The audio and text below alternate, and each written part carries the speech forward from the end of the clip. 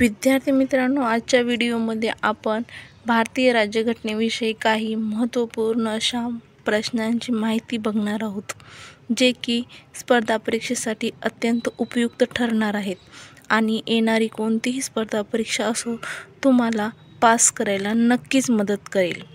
चला तर मग आजच्या व्हिडिओला सुरुवात करूया। प्रश्न क्रमांक 1 आहे, भारतीय संविधान कोणत्या दिवशी लागू करण्यात आले? भारतीय संविधान कोणत्या दिवशी लागू करण्यात आले? उत्तर आहे 26 जानेवारी 1950 या दिवशी भारतीय संविधान लागू करण्यात आले। प्रश्न क्रमांक 2 आहे, संविधानाच्या प्रस्तावनेत किती शब्द आहेत? संविधानाच्या प्रस्तावनेत किती शब्द आहेत? उत्तर आहे 73। 73 शब्द संविधानाच्या प्रस्तावनेमध्ये आहेत। प्रश्न क्रमांक 3 आहे, भारतीय संविधानाच्या कोणत्या कलमात आणीबाणीच्या घोषणेशी संबंधित आहे? भारतीय संविधानाच्या कोणत्या कलमात आणीबाणीच्या घोषणेशी संबंधित आहे? उत्तर आहे कलम 352 ही आणीबाणीच्या घोषणेशी संबंधित कलम आहे। प्रश्न क्रमांक 4 आहे, भारतातील राष्ट्रपतींवर महाभियोग चालवण्याची प्रक्रिया कोणत्या कलमात वर्णन केलेली आहे? प्रश्न पुन्हा एकदा ऐका, भारतातील राष्ट्रपतींवर महाभियोग चालवण्याची प्रक्रिया कोणत्या कलमात वर्णन केलेली आहे? उत्तर आहे कलम 61। कलम 61 मध्ये भारतातील राष्ट्रपतीवर महाभियोग चालवण्याची प्रक्रिया याचे वर्णन केलेले आहे। प्रश्न क्रमांक 5 आहे, संविधानाच्या कोणत्या दुरुस्तीद्वारे मूलभूत कर्तव्ये जोडण्यात आलेली आहेत? संविधानाच्या कोणत्या दुरुस्तीद्वारे मूलभूत कर्तव्ये जोडण्यात आलेली आहेत? उत्तर आहे 42वी घटना दुरुस्तीच्या आधारे मूलभूत कर्तव्ये जोडण्यात आलेली आहेत। 42वी घटना दुरुस्ती ही 1976 मध्ये झालेली होती आणि 42व्या घटना दुरुस्तीद्वारे संविधानाच्या मूलभूत कर्तव्ये ही जोडण्यात आलेली आहे। प्रश्न क्रमांक 6 आहे, भारतीय संविधानात किती कलमे आहेत? भारतीय संविधानात किती कलमे आहेत? उत्तर आहे 470 दुरुस्तीनंतर। एकूण 470 आहेत कलम आणि तेही घटना दुरुस्तीनंतरचे कलम एकूण 470 आहेत। प्रश्न क्रमांक 7 आहे, भारतीय संविधानात संघराज्यीय व्यवस्था ही संकल्पना कोणत्या देशातून घेण्यात आलेली आहे? उत्तर आहे कॅनडा। कॅनडा या देशातून भारतीय संविधानात संघराज्यीय व्यवस्था ही संकल्पना घेण्यात आलेली आहे। प्रश्न क्रमांक 8 आहे, राज्यसभेचे पहिले अधिवेशन कधी झाले? राज्यसभेचे पहिले अधिवेशन कधी झाले? उत्तर आहे 13 मे 1952। 13 मे 1952 या दिवशी राज्यसभेचे पहिले अधिवेशन झालेले होते। प्रश्न क्रमांक 9 आहे, भारतीय संविधानाच्या कोणत्या कलमात पंतप्रधानांच्या नियुक्तीची तरतूद आहे? भारतीय संविधानाच्या कोणत्या कलमात पंतप्रधानाच्या नियुक्तीची तरतूद आहे? उत्तर आहे कलम 75। कलम 75 मध्ये भारतीय संविधानाच्या कलमात पंतप्रधानाच्या नियुक्तीची तरतूद आहे। प्रश्न क्रमांक 10 आहे, भारतात संविधानात सुधारणा करण्याचा अधिकार कोणाला आहे? उत्तर आहे संसद। संसदेला संविधानात सुधारणा करण्याचा अधिकार आहे। प्रश्न क्रमांक 11 आहे, भारतात पंचायत राज व्यवस्था कोणत्या राज्यात सुरू झाली?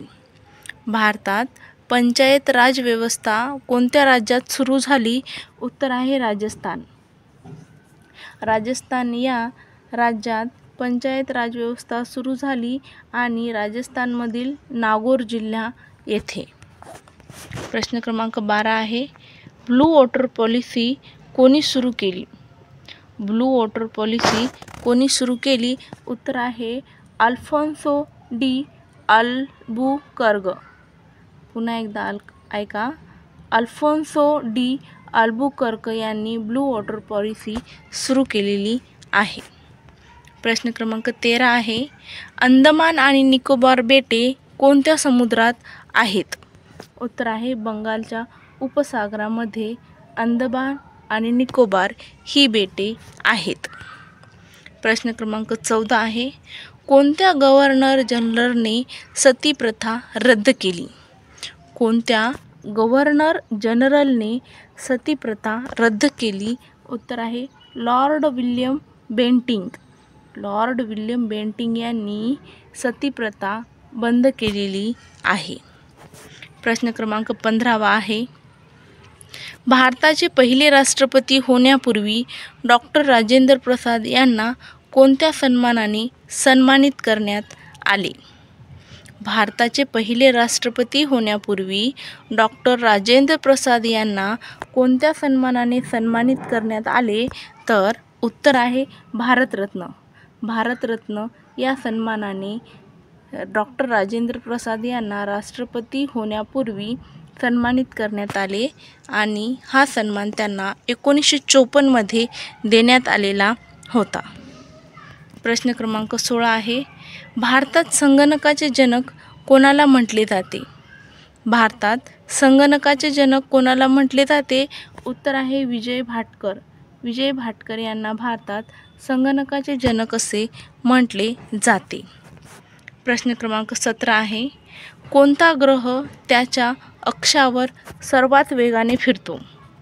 प्रश्न क्रमांक 17 बघा, कोणता ग्रह त्याच्या अक्षावर सर्वात वेगाने फिरतो? उत्तर आहे गुरु. गुरु हा ग्रह त्याच्या अक्षावर सर्वात वेगाने फिरत असतो. प्रश्न क्रमांक 18 आहे, संविधानातील कलम 370 कोणत्या राज्याशी संबंधित होते?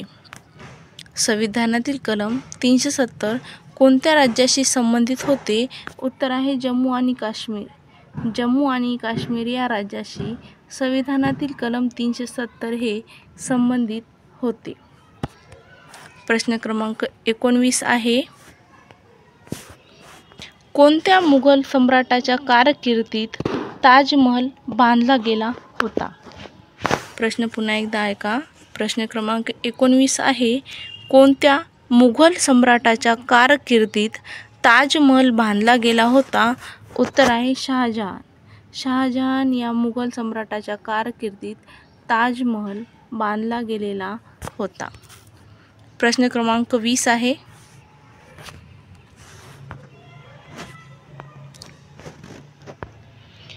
मानवी विकास निर्देशांक HDI कोणत्या संस्थेने जारी केला?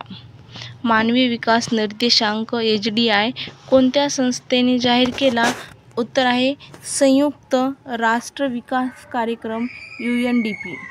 संयुक्त राष्ट्र विकास कार्यक्रम UNDP यांनी मानवी विकास निर्देशांक जारी केलेला आहे.